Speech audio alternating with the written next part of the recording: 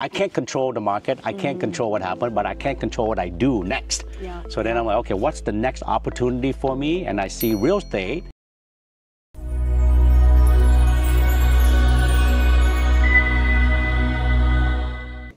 Welcome to Trình, USA.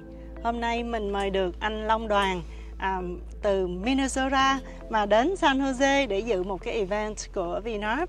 Cho nên là Trình tranh thủ bắt cóc anh và mời anh để phỏng vấn cho chương trình Trình USA, bởi vì cái câu chuyện của anh Long rất là inspiring riêng cho em, và em cũng hy vọng là cái câu chuyện của anh sẽ inspire được other Vietnamese in the community as well anh. Dạ thì đầu tiên mình muốn giới thiệu về anh Long, bởi vì anh là cái câu chuyện của anh là from the từ ngày mà anh vượt biên as a teenager cho đến how you started your business and how you can help other business owners right now. So anh Long, please say hi. Yeah, cảm ơn em Trình for having me here. Đúng rồi, Long bây giờ ở Minnesota, đi vượt biên lúc Long 13 tuổi. Trước khi đi vượt biên là tất nhiên Cộng sản tới năm 1975 là có tù chính trị ha. Rồi bố của Long là một người tù chính trị, ông Đoàn Viết Hoạt. Từ lúc Long 8 tuổi and 32 tuổi mới gặp lại được bố. Đúng rồi, lên khoảng từ 8 tuổi tới 13 tuổi ở Việt Nam. Mấy người mà nghe là người Việt Nam chắc you know the whole story during that time. So Long là người vượt biên 1985 Long đi. So 13 tuổi I left in August. 13 tuổi xong rồi đi tới trại Bi Đông.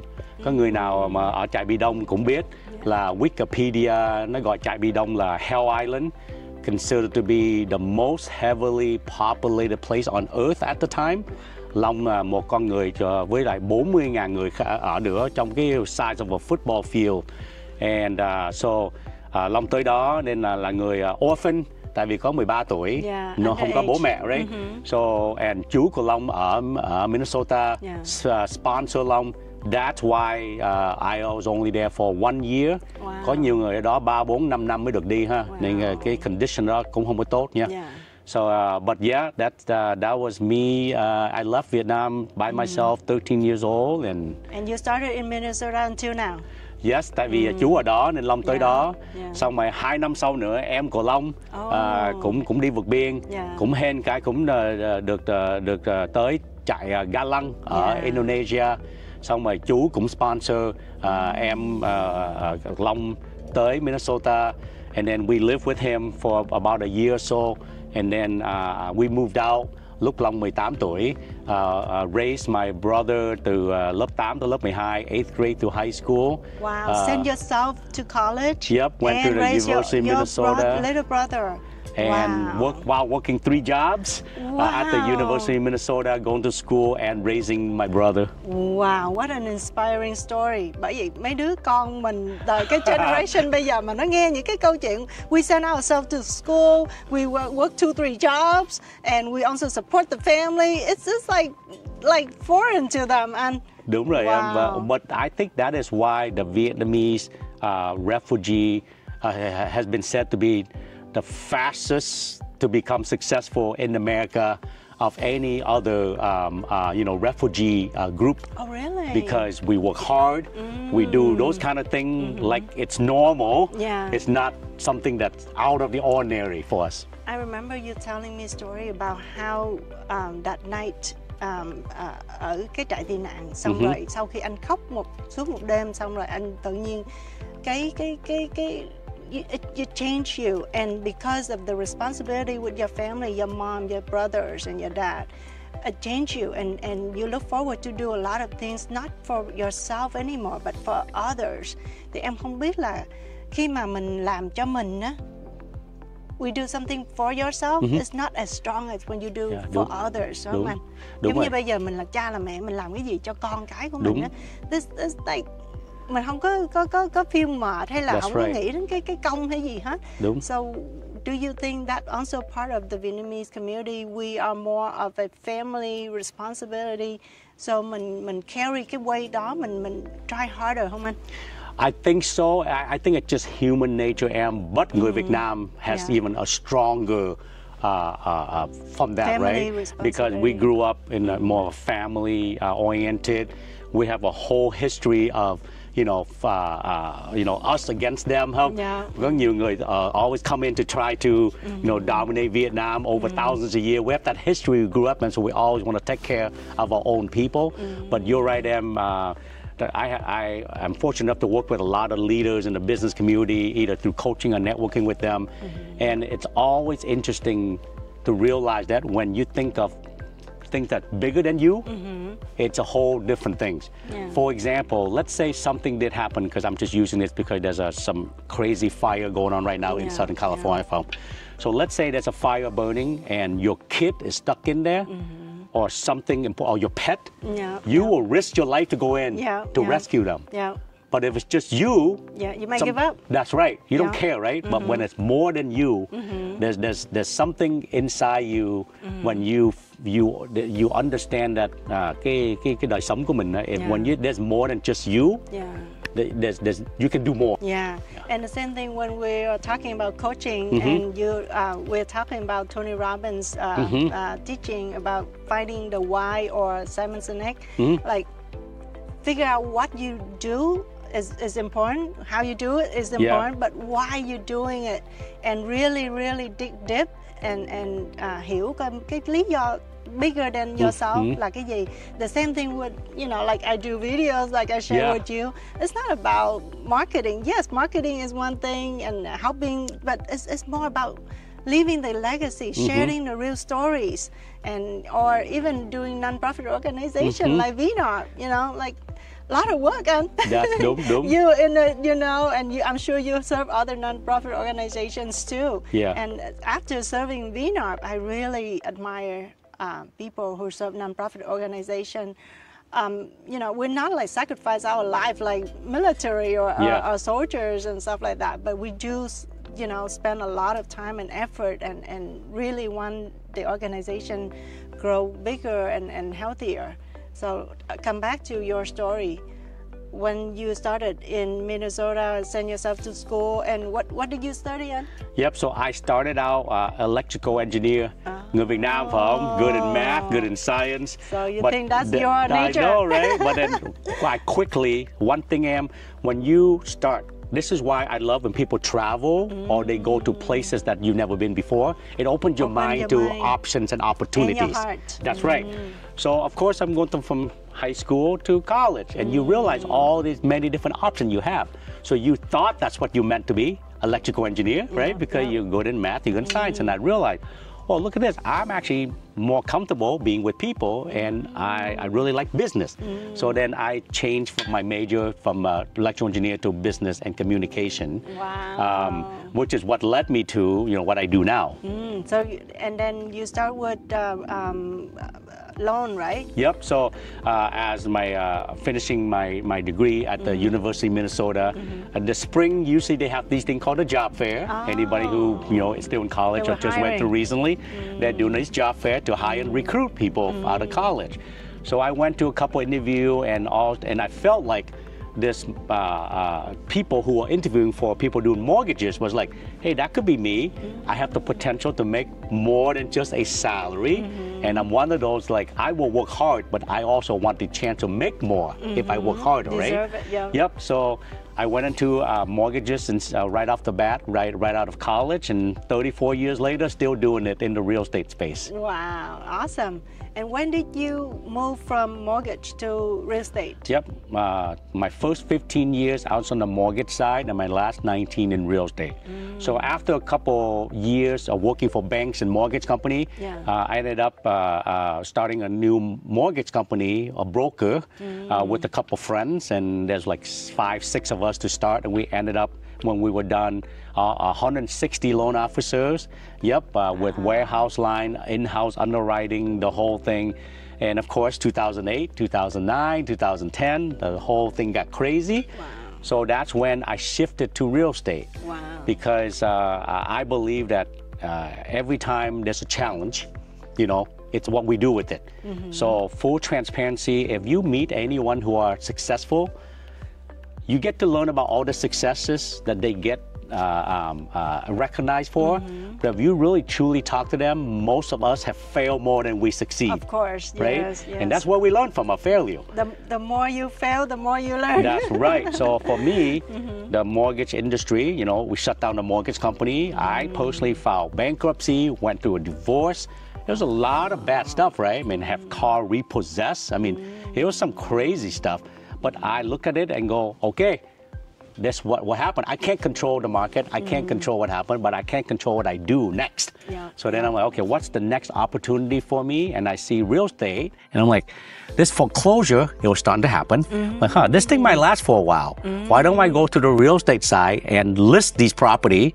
Many of them, I might have been involved in the loan part of it on my mortgage side. Yeah. So during that time, man, you remember, right? The underwriting guideline was very relaxed. Yeah. 100%, no money down, stated the income where you don't even have a job, maybe, you know, 500 score. So, you know, I call them the leading and the lagging indicator. The leading indicator is the thing that's happening. Because of that, you can predict what will happen next. We always tell our kids, right? You go to school, you do good stuff so you can have a better job. Because we know if you don't do this thing, this will not happen. So for me, I predicted that the foreclosure market will last a while. So I went into it and I learned what to do. And I started my brokerage, Realty Group, in 2009.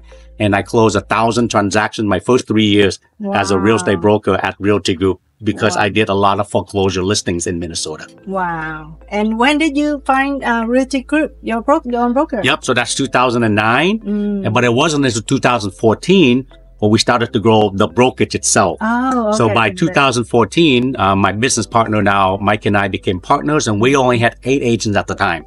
Today we have over 650 agents. Wow, 650 agents just in Minnesota? Yep, so we're licensed in Minnesota and Wisconsin, but most of the agents are Minnesota because in Minnesota and Wisconsin, we're a border state. Oh, okay. So in St. Paul area, there might be agents who also do business in Wisconsin. But I thought you're growing your broker to Arizona. And Yep, so we just went into Florida and we're about to do Arizona because in Minnesota, we call them the snowbirds. Oh. So I was in Minnesota earlier this week, minus 41 degree with the wind chill factor. So a lot of people in the winter like to go to Florida or Arizona. So as a result, naturally, we're going to grow into Florida and Arizona. So we just went into Florida early this year and we're looking to do Arizona next. Okay. As a Vietnamese man in Minnesota and get into this mainstream business and grow your broker, probably the biggest broker. The number one independently owned in Minnesota, yes. How did you do that? And what did you get into any obstacles? Yeah, tất nhiên đúng. You know, one thing about Vietnamese people, most of us by nature are entrepreneur, right? We work very hard. Yes. So it's very interesting for me to learn more and more about our cultures. That it is very smart. So you go into being an engineer, a doctor, or a dentist, or a pharmacist or something. Or you go to the other side, which is being an entrepreneur as a business owner and investor. So for me, as an entrepreneur, I look at my market as a mortgage person or real estate person. And in Minnesota, when I first started out my career, there was only less than 10,000 people in Minnesota who are Vietnamese. Now we're getting closer to about 30,000, like 30 some years later. Too cold there, right? So because of that, I did not want to restrict myself to a small market of just Vietnamese people. Or even Asian. Or Asian, even less. Or less than 5% of people who live in Minnesota are Asian. Wow. Let alone just Vietnamese. Yes, yes. So then because of that, I did not want to have a limited mindset that I can only work with Vietnamese people.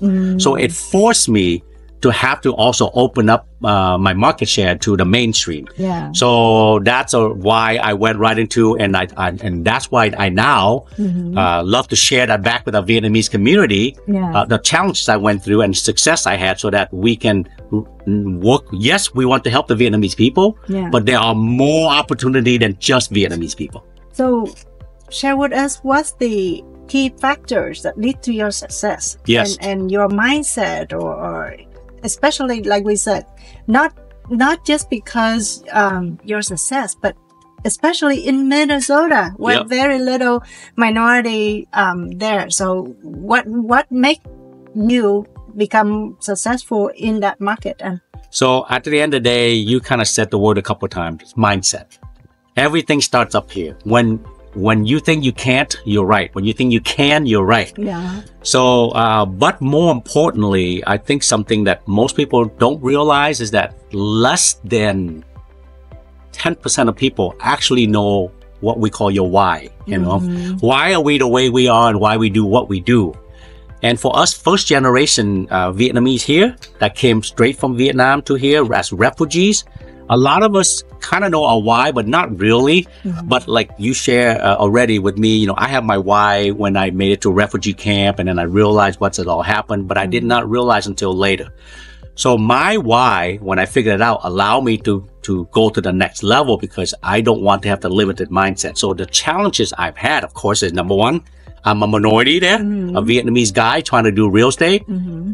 Oh, trust me, right? Hey, you should be an engineer or a doctor or a pharmacist, right? Not in mortgages. Yeah. Even my own parents said, what's mortgages? You know? I know, right? What line of work is that? You know, but for me, I did not want that to be my limited mindset. So I wanted to look and see what are the opportunity in that field. And because of that, I reverse engineer back all the things I have to do, and I just go and do it. I don't say that, oh, I'm Vietnamese, so I should not be able to work with, you know, Caucasian people. Thank you for sharing. Anh có thể chia sẻ cái key factors that help you success in the real estate business, especially in Minnesota when we have very little minority there. Yeah. One thing, Em, if you talk to any successful people, follow them or learn from them, at the end of the day, it's down to your mindset. Mindset's everything, Em. If you say you can't do something, you're right. If you say you can do something, you're right. I've seen so many talented people or grow up with a lot of things around them don't become successful because they don't have the right mindset. I've seen people don't have the same opportunity, don't have the talent, but they have the right mindset, they become very successful. So at the end of the day, I believe it's just my mindset that why can't I do that? You know, I don't have to be a Caucasian to get into mortgage and real estate. You know, less than 5% of the population in Minnesota are Asian. And at the time, less than 10,000 people are Vietnamese. You know, so I need to expand my market share. And I can, and my mindset is that I can do just as good, if not better, than someone who's already doing it. So I just went, and one thing I think most of us don't do enough, is find a mentor or coach to help you. Yes, that's why that's one thing that Vietnamese especially, we're not familiar with coaching. That's right. Or mentorship. And as we are searching for a mentor, and you know, Anh Long is the perfect mentor, and you went through all that. Yeah. So you learned, and did you take what do you call that, personal growth coaches lessons too, Anh? Yeah. So as I was going through the rank, now coaching is more wider accepted and understood, right? Yeah. Back then, not as many options for coaches, so I ended up seeking out my coaches or mentors in certain expertise. Yeah. For example, I want to do mortgages, who really understand mortgages, who really understand how to prospect, who really understand how to follow up. So they were not those like, hey, I can pay someone to do it. I had to go look for it. Now you can't. Okay. So, but for me, you're right, Em. One thing about most successful people is that they're always constantly open to learning. Yeah. I don't care how much you already know, you can always learn more, right? And người Việt Nam, and by nature, are very hard worker and entrepreneur, but we also, of our history as people in Vietnam, are also survival.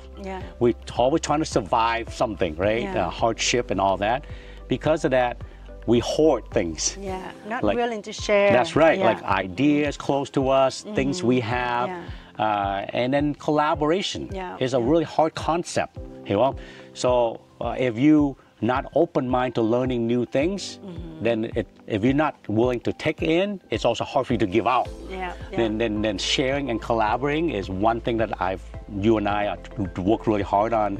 Our role to help people to like, let's collaborate, let's learn and share, because that's the mindset again. It's called the abundance versus scarcity mentality. Yes, Okay. yes. The scarcity is we only have this much stuff. There's only this much business. So I want to hoard it all. I don't want someone to try to get my deal or something. Yeah. Versus let's share this opportunity with everybody, because there's an abundance amount of opportunity out there. And if you share, it comes back to you tenfold. So that was the mindset that I learned quickly when I was younger, is that I'm going to go ask someone to help me. And my payback is I'm going to help somebody else. Paying forward. That paying forward. So if you help me with something, I'm going to go now share with somebody. Yeah. So it was kind of a different mindset, but I would meet with my so-called competitor, but I see them as collaborators, as associates. So let's meet with me so I can share with you what I did really well and how I recruit and grow, how I got more business. And many of them would tell me, wow, why would you share all your secret? Right? And I actually tell them, number one, it's not a secret. I learned it from somebody else. I'm just now sharing back to somebody because I want to pay it forward. But number two is I believe there's abundance amount of opportunity. So if I help you, if there's a transaction we do later together, you're going to help me back. Actually, in the real estate business, especially in commercial, it's a small world, and everybody knows everyone, and you better work with others. That's right. And we share, we share tips, we share experience, and because we actually work together with other brokers too. We're not just like yourself on one transaction. You always have a buyer agent and a seller agent.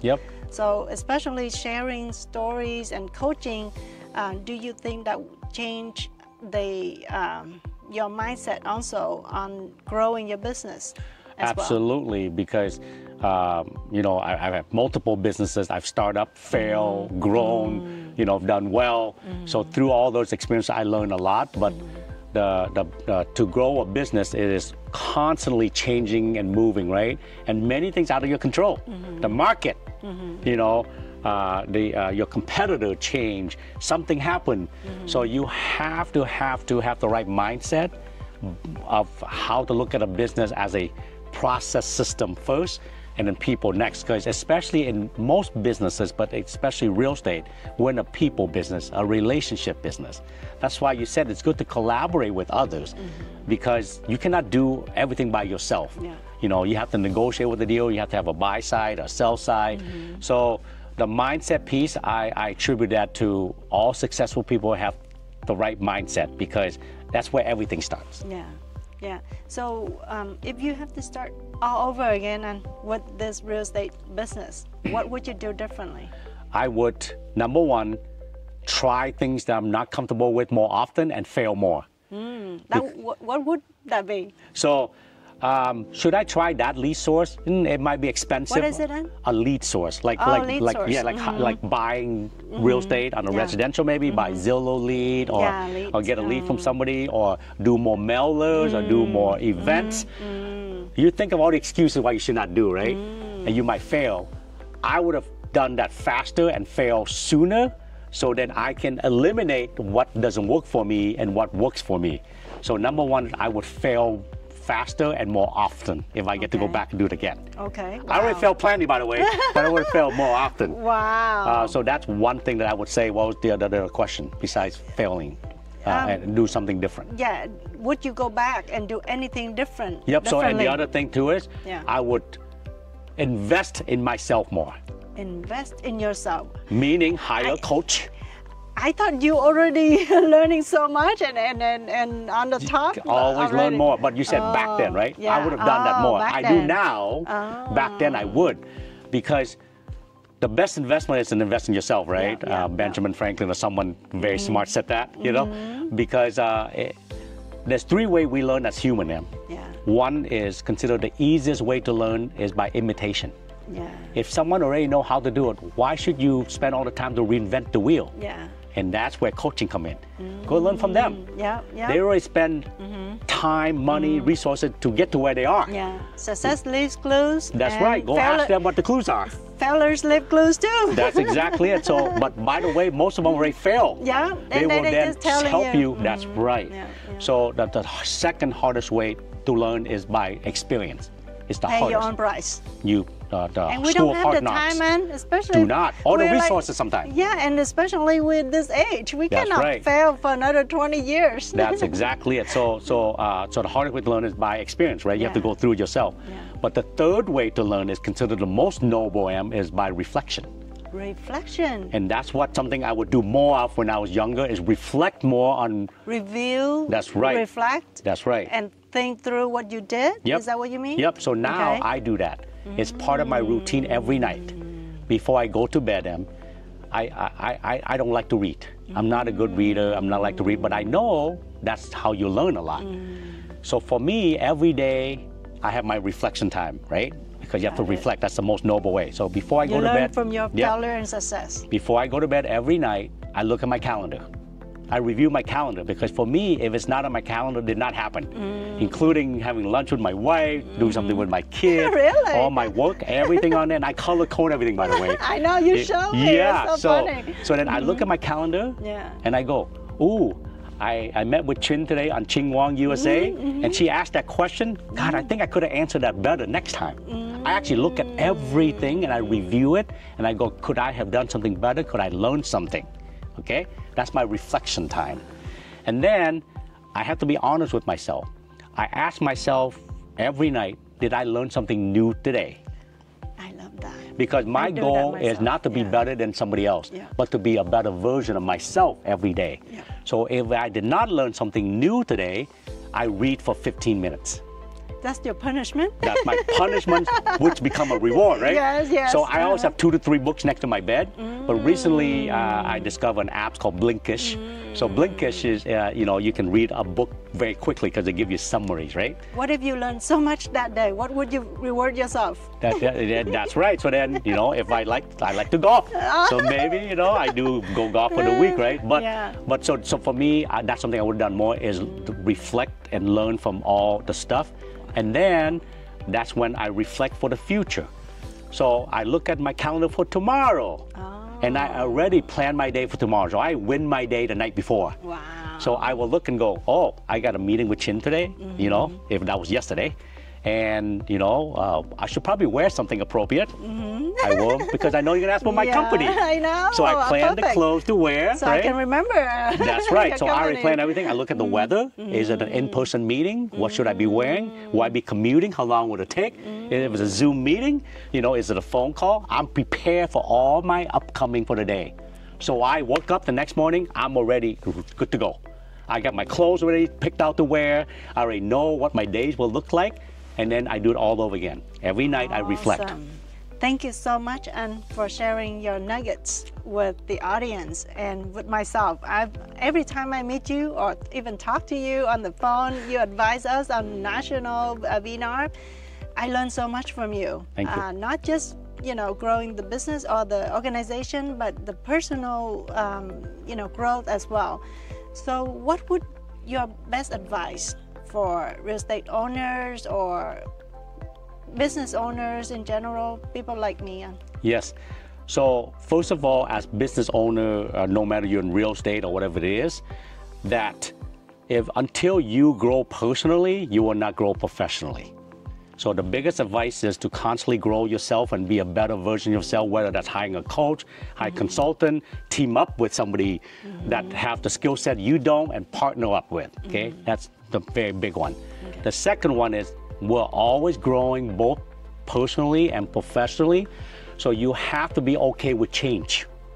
Because what used to work for you 2 years ago will not work today because you are at a different stage. And as you grow, you're not in that stage anymore. So I don't care if it's a professional or personal, just like, for an example, in real estate. Yeah. When we first started out, we probably lived in an apartment. Yeah. But then as we become successful, get a job, have a family, you move to a house. Yeah. As you have more kids, you move to a bigger house. That's the same analogy if you look at it in life. Yeah. Your business and your personal life. If you have a business, you might start out as I call technician. You're doing real estate, commercial, residential. But as you keep growing, you might not start to build a team or brokerage. Yeah. So as a result, the tool you use, the thing you do for this stage will not work for the next stage. So you always have to be prepared to be uncomfortable to grow. Yeah. Because success is the biggest enemy of growth. When you get comfortable that you're successful, you think you have all that, that's when you stop growing. Oh, you're hitting the plateau. That's right. Thank you so much, anh Long, for sharing your knowledge with the audience and myself. I learn so much every time I meet you. Cảm ơn em. And especially after doing this video. I also heard that lottery winners lose their money after few years, and is that because of their growth mindset? Like and say, they got a lot of money, but they're not ready for that. Or That's how right. to manage it. That's right. So they will lose it to go back to where they were. Yes. And that's why they say, grow yourself before you grow your career. Yep. Is that true? Yes, very. And some of us also understand the concepts called the fixed mindset and the growth mindset, right? Yeah. The fixed mindset is result-oriented. So because you're result-oriented, when something did not happen, you feel like you failed, but you did not, okay? Whereas the growth mindset is process-oriented. So when you fail, if you have the right growth mindset, you will say, why did I fail? So how can I learn from there? So if you are able to have the growth mindset, you can repeatedly win all the time more often. Yeah. You might fail once, but you win 3 more times until you fail and forward. you learn again. So you fell forward. Yeah. So your example of lottery winners like that, they were at this stage of their life, they never had anything. Yeah. And all of a sudden they're at this stage now and have all this money. They don't know what to do with it because they haven't grown personally. Yeah. That's right. Yeah. So if you were good at if you were smart, have the right growth mindset, you would take a lot of money and go learn. Pay someone to teach you how to manage your finances, how to invest your money, right? Yeah. So that's where I think as human, we should always be open to learn. Yeah. Awesome. Thank you so much, Yep. Here I am. Thank you for sharing. Thank you for having me. Thank you. Yep.